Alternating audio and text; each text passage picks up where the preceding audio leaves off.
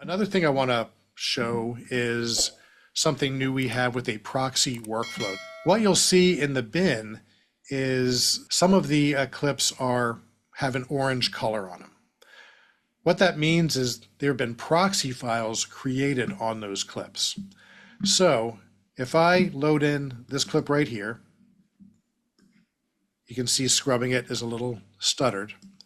If I right click on the play button, I want to play the proxy. I prefer to play the proxy on that.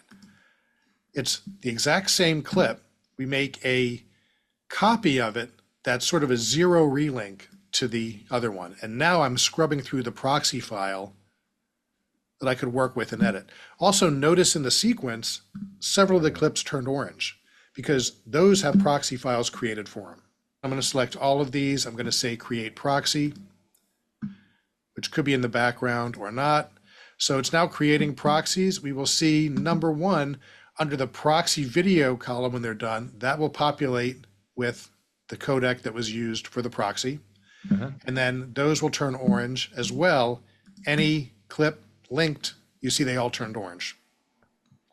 So now I have proxies for all of them. The idea is I can edit. It's a little more efficient, even though it's 5K media, but at any point I could right click, go back to the high res, apply any finishing, any effects, and export, and being able to switch back and forth with a zero relink has basically, again, spread up the process.